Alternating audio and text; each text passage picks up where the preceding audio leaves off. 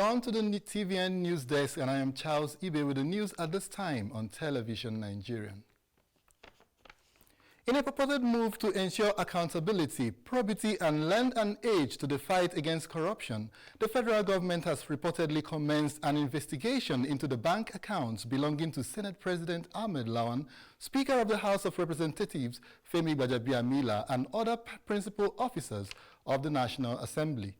The probe, conducted by the Nigeria Financial Intelligence Unit (NFIU), would also investigate accounts owned by Nigerian judges, including the Chief Justice of Nigeria, Tanko Muhammad.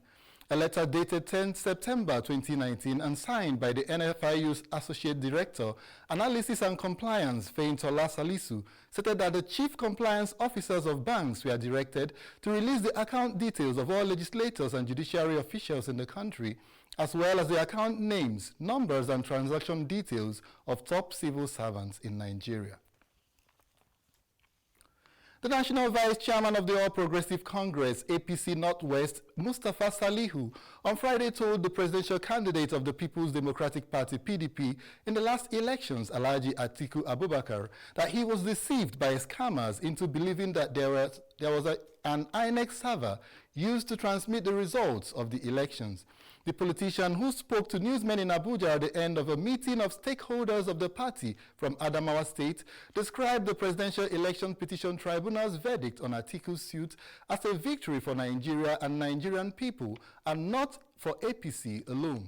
Mustafa stated that those who made Atiku believe that the claim of the existence of a server succeeded in scamming him, adding that it was clear that there was no such server recognized by the law anywhere, and even though PDP lawyers did a good job trying to present their case, it was dismissed because there was no substance to their suit. In a related development, the People's Democratic Party, PDP, on Friday raised the alarm over what it called undue delay by the Presidential Election Petitions Tribunal to release the records of the judgment it delivered last Wednesday on the petition against the election of Muhammadu Buhari. The major opposition party, whose bid to claim victory of 2019 presidential elections was scuttled by the tribunal's ruling, said that the delay was affecting its ability to promptly file an appeal to overturn the judgment at the Supreme Court. The party, in a statement by its National Publicity Secretary, Kola Olomodiyan, stated that they and millions of supporters across the country believe that the delay is a calculated attempt by some quarters to frustrate their appeal at the Supreme Court, where Nigerians have expressed confidence to get justice, as well as restore the integrity of the judiciary, which has been eroded by the tribunal. The PDP said that it feared that this development is lending credence to suspicion in the public space that the judgment is being tampered with and altered in the name of correcting errors, knowing that there is no way the verdict can stand the scrutiny of the Supreme Court. The party further drew attention to its earlier allegation that the APC was relentlessly struggling to manipulate processes, adding that the party and Nigerians in general have the full video and audio recording of the judgment and will not hesitate to expose any underhand act by anybody. The last might not have been heard of the crisis that trailed the conduct of the People's Democratic Party governorship primary elections in Kogi State, as one of the aggrieved aspirants, Senator Dino Melaye, who was announced last Thursday as the Director General of the PDP Kogi State Governorship Campaign Council, has rejected the offer. Melaye, in a tweet on his verified Twitter page, categorically declined the offer by the party while wishing them all the best, also stating that when truth is a casualty, there is chaos.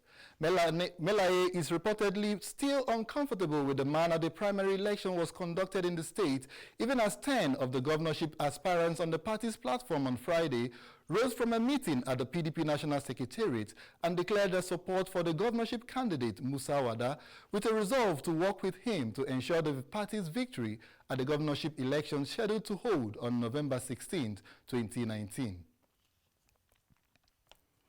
The Governor of Plateau State and Chairman of the Northern Governors Forum has commissioned the new headquarters of the New Nigeria Development Company, NNDC building in Kaduna. The commission of the new edifice is a part of efforts aimed at resuscitating and revitalizing the company, which is owned and managed by all the all the 19 northern states.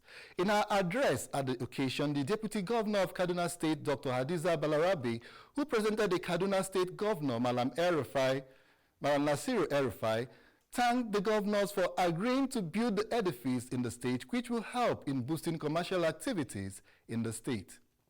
I'm also delighted that NNDC, being a pioneer investment company in the region and owned by the 19 northern states, is advancing in its commercial activities and divesting into the real estate sector. The decision to site the mall in Kaduna is strategic, taking into consideration that Kaduna State has been one of the commercial centers in the region. It also indicates that the company is in tune with our administration's restoration master plan, particularly the urban renewal and infrastructure expansion projects here in Kaduna. Furthermore, I'm also aware that a housing estate has also been developed along the golf course route in the city by the company. All these are indications that NNDC is striving to deliver its mandate in spite of the harsh economic conditions and other challenges in the global market. The NNDC is indeed contributing to job creation and socio-economic development in the The governor of Plateau State, who doubles as the chairman of the forum, called for unity and purpose-driven projects that will help generate revenue for the forum and the 19 states of the northern Nigeria.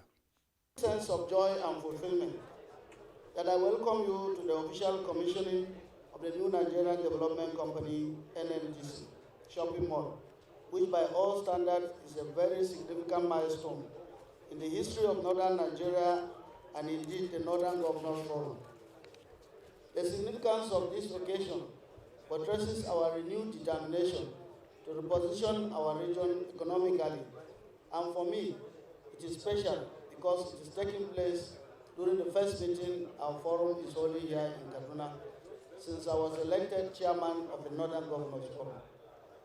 This event goes to reinforce the urgent need to not only put the new Nigerian Development Company back on track, but to also fulfill its mission, which is to advance the commercial and industrial development of the 19 northern states.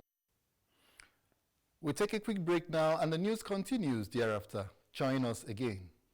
Cut a slice of the north-central Nigeria with its raw mix of cultures, treasures, and amazing people.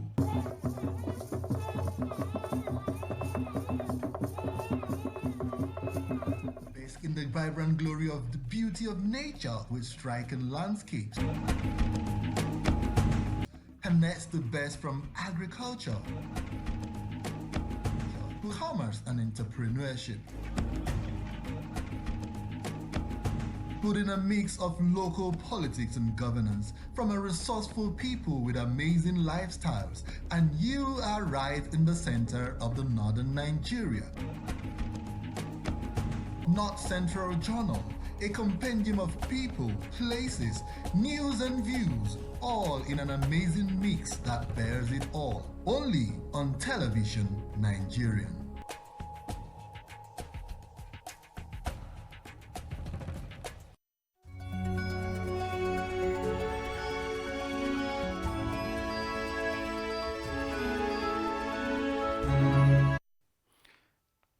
Many thanks for staying tuned, and if you're just joining us, you are still on to the news at this time on Television Nigerian. Now for the rest of the news. Respite may have finally come the way of embattled immediate past governor of Imo State, Rochas Okorocha, as a forfeiture order secured by the Economic and Financial Crimes Commission, EFCC, on some properties belonging to him and some members of his family was on Friday vacated by a federal high court sitting in Port Harcourt, Rivers State. EFCC had earlier this month obtained the court's order from the interim forfeiture of assets traced to the former governor, his wife Norma, and daughter Nkechi, while the properties included housing estates, hotels, shopping plazas, hospitals, schools, and vehicles amounting to several millions of naira and located in several parts of the state. The Commission, in an earlier statement, said it would like to know how Roche's Foundation and other accomplices acquired and or converted some of the property for personal use, while it was alleged that a prima facie case has been established against the suspects, Kwide Wood and Satu. Vacating the order, the presiding judge, Kolawole Omotosho, lifted the forfeiture order on some of the properties, especially the schools, to enable students to resume for the new academic year, but however made another order restraining the respondents, Okorocha and family members, from selling any of the properties pending the conclusion of investigations by the EFCC. Air Peace Airline has suspended further evacuation of Nigerians in South Africa until the remaining voluntary returnees has been cleared and released by the host government. The airline's chairman, Allen Onyema, said the carrier would deploy staff and equipment to South Africa once it receives approval from the Nigerian High Commission in the country. Air Peace on Wednesday returned 187 out of the total of 640 Nigerians that submitted themselves for repatriation over xenophobic attacks, a shortfall from the 314 that has been expected the same day. The airline, going by the original plan, was supposed to make a return to South Africa to evacuate the second batch of Nigerians, but the restrictions and alleged arrest of prospective returnees by the South African immigration caused the evacuation to be delayed until further notice. A coalition of civil society organizations on Friday called on the federal government to immediately shut down Kaduna-Abuja train services for at least 7 days as a measure to address lingering insecurity in Kaduna to Abuja Expressway. They also called on the federal government to compel army generals, federal ministers, lawmakers, and heads of parastatals to make use of the Kaduna-Abuja highway to improve the security status of the road.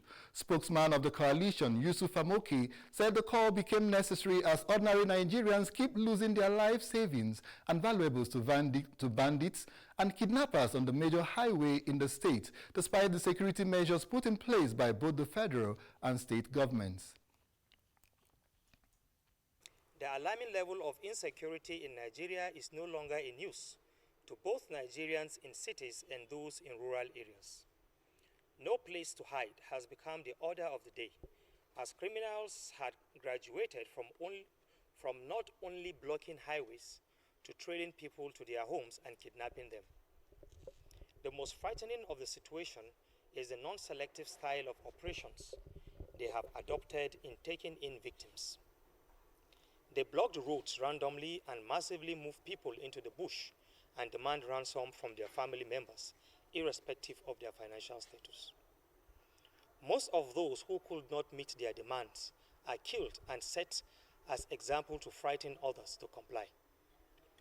This has consistently happened along the Kaduna-Abuja highway, with a periodic situational intervention of the security that has turned out to be a reactive instead of proactive measures that could ensure a total eradication of the menace.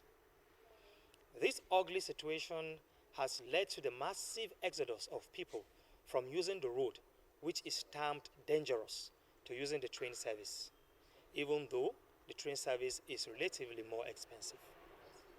This train service, which was initiated to serve the general public, has quickly been turned to an elite ride due to its level of security, leaving the poor masses without option but to use the road, which is classified as one of the most dangerous routes in Nigeria. It is heartbreaking and a thing of serious concern to see top-ranking security personnel up to the rank of general in the Nigerian Army and its equivalents, who are in the best position to fix the insecurity on the road, have resorted to using the train service, fearing to be victims of the road. The worst of all is the ticket for the train now goes to the highest bidder. Top government officials like ministers, senators, and head of agencies and parastatals have also left the road for the train service. The big question is, for how long will this continue? They also called on government to relieve all the service chiefs from their duties as part of measure to inject fresh ideas into the country's security system. We call on the federal government to, 1, shut down the service of the train for a period not less than 7 days to allow everybody, irrespective of status, to use the road. We believe that when all of the top officials use the road, their personal security and convoys would add to the security of the road. 2, relieve the service chiefs of their appointments. They have contributed immeasurably to the security of this country over the years, but have exhausted their ideas and strategies. Hence, appoint new service chiefs to take over the challenge. 3, avoid policies that have the tendency of adding to the existing hardship of Nigerians, which is arguably largely responsible for the increasing insecurity in the country. 4, the ticket racketeering at the train stations should be brought to a stop as it infringes on the rights of the masses. The Kaduna-Abuja highway has been in the news lately for the wrong reasons, which include kidnapping, armed robbery, and murder cases. That's the news at this time on Television Nigerian. Thanks for watching. I am Charles Ibe. Enjoy the rest of your weekend.